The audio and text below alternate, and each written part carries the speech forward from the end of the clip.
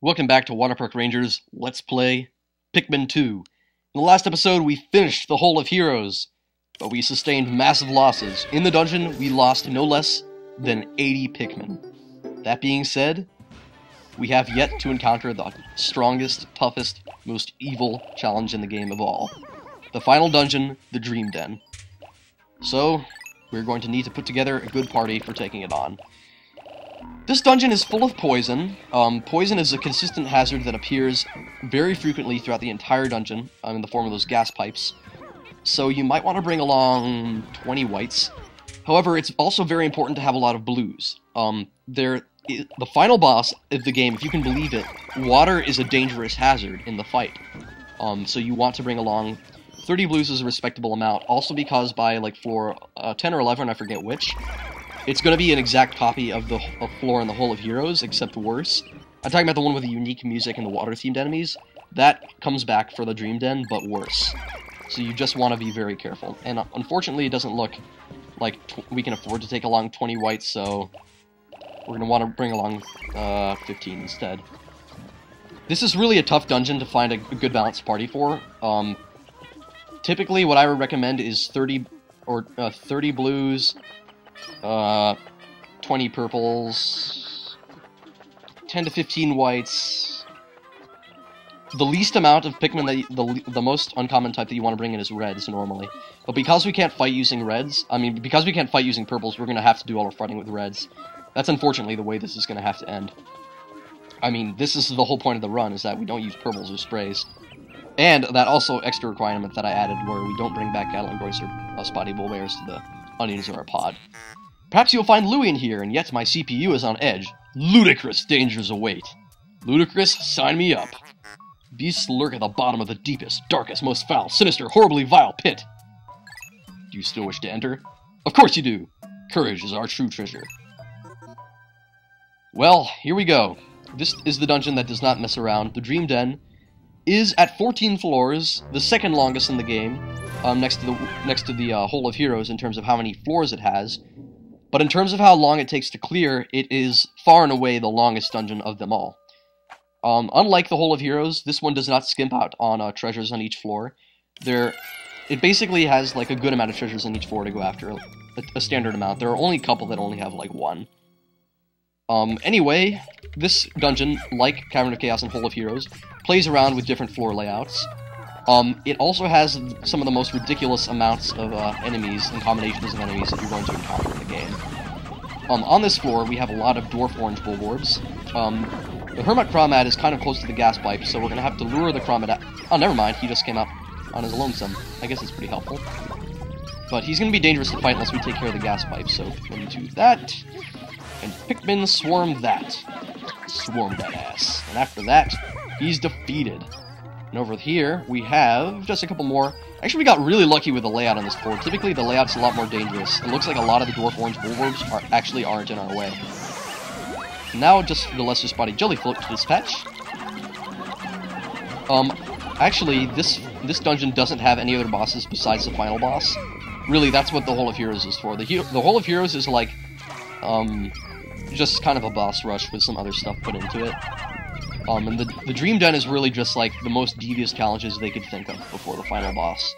And while I could personally think of some much worse things to put in this game using already what's given, they do have some pretty nasty challenges awaiting us in this dungeon. We got really lucky with the layout on this floor. Typically, it's so dangerous that I would recommend bringing captains to punch out whatever's in the way. But we got really lucky, and it looks like a lot of the dwarf orange bulbarbs just didn't spawn in the way. Another thing about the Dream Den is that besides sealed exits, and I almost went in, I just remembered we still have to bring back that kiwi. By the way, have a look at the kiwi once it gets back to the ship. This is just a random thing, but notice how awesomely it's animated. Like, just look, it looks delicious. I could go for eating that kiwi right away. Like, I could literally just dig into that kiwi. That looks delicious. Anyway, that's the only treasure on this floor. Downwards we go. As you can see, there's also a forest in the background, but that's always the same for every, I can't call this an outdoors layout, because technically we're underground. So what is this exactly? Why is there a forest underground, and why is it brightly lit? The world may never know. The cool thing is, in challenge mode, there is one challenge which I think is pretty cool, that they put you in one of those outdoors areas underground, but it's at night, so it looks really awesome. But I'm still not going to show challenge mode, sorry. It's just, I feel like keeping the end of this game cool by just showing you the final boss. It would be more interesting, I think, just to end it at the final boss. Anyway, on this floor we have a Gatling Groink, which is positioned as a turret. The layout here is similar to the Glutton's Kitchen, as is the music. Scratch that, it's the exact same music as the Glutton's Kitchen. Over here, snowy Bulwarps can be dispatched with the Gatling Groink's shots, but I'm not being very good at getting that to happen. We're also going to want to use the Gatling Groink's shots to take out the hairy Bulwarp on the floor. Wow, and he is not even aiming for the enemies at all. Please, just hit the Bulwarps for once. That's what they're here for, so you can shoot them. And so, just so we get them out of the way. Because there are two treasures here. One is very small and hard to notice, but I'll be sure to point it out.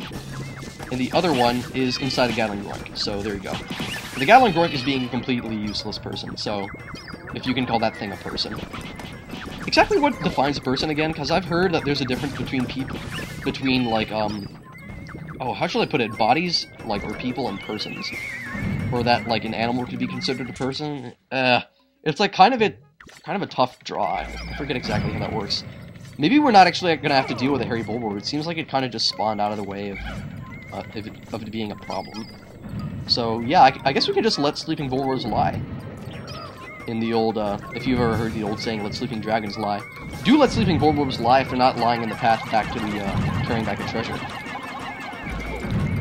And, like so, the Gatling Groink's really not being a problem, because as you can see, my little strategy is getting the president, or at least have one of your captains stand at the base of the tower, so that the Gatling Groink shoots at that one captain, and then have the other guy go up the stairs from behind, and take out the Gatling Groink with some well-timed throws, typically from yellow Pikmin, because they are more direct in their attacks, because they can lash onto the enemy to do more damage. Yeah, that's one little thing that I've noticed just now, is that, although there are two types of things, like swarm damage and throw damage, and you can tell that because purple Pikmin will do less damage when swarmed than when thrown, because the throwing does extra, like, damage from the impact, is that Pikmin actually do extra damage when they're thrown, because when they lash on, they're able to hit it more consistently. When they're swarming enemies, they kind of, like, hit the enemy and skip in place, whereas if they have latched onto the enemy, they'll do nothing but hit the enemy. So throwing Pikmin at enemies is actually the most effective way of damaging them. That's what I've discovered. Unless there's, like, a huge swarm of termites and you need to get them out of the way really quickly, then sometimes swarming is a better option because their HP is so little that it doesn't matter whether you're swarming or throwing, you'll be able to kill them quickly either way. Unless you're playing Pikmin 1, in which case swarming termites is a horrible idea because for some reason they're programmed to not die until they're done eating Pikmin, and unless you throw Pikmin on top of them, you can't stop that from happening. If you watch my first Pikmin Let's Play, you'll be able to tell more easily what I'm talking about. Anyway, this floor has bomb rocks and dwarf bullbears, electric nodes, and poison, more poison, right after the third floor. You might notice those bulbers over there are spazzing out in place. The reason for that is a spotty bulbear is going to spawn from above. Holy crap, I don't think this floor has enough bombs. Didn't one literally just drop down there before? This is really annoying and stupid. But anyway, what I'm going to do is, because we're on a rusty metal floor, and actually they're really devious about this trap, they make it so the spotty bulbear will only appear if you have Pikmin with you. So what I'm going to do is take just one Pikmin with me. Would have been smarter to have a white one, but whatever. There we go, he's dropped down from above. And now, if I'm really good about this, I can lure him off the edge. And it doesn't look like that worked. Maybe we can use... Oh, Pikmin, stop being stupid! Come with me, Pikmin! Okay, and now we can just walk to the corner there. Oh my god, this is insane! Look at all these bombs and stuff, this is insane!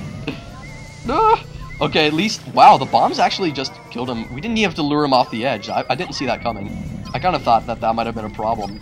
I was worried whether or not I'd be able to successfully get him off the edge. I remember I literally watched someone's Let's Play, someone who got to this floor, and one of the things that happened to them was a bullbear. They tried to lure it off the edge, but it ended up chasing them into, like, a straight, narrow corridor that just happened to spawn. It led into a perfect dead end, so they couldn't escape.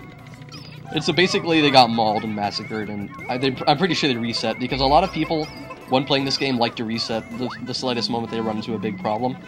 Whoa! Oh, for a second, I don't know. For a second I was worried there about the electric nodes. I was like, wait, did I forget to turn those off? I'm kind of paranoid about those things ever since Frontier Cavern, I'm sorry. But that was just horrible that time it happened to us. Anyway, good news is, we're never going to fight a Spotty Bullbear again. Goodbye, Spotty Bullbear. And I don't think I think we never have to find a Bomb Rock again. We're continuing with the Dream Den next episode. See you then.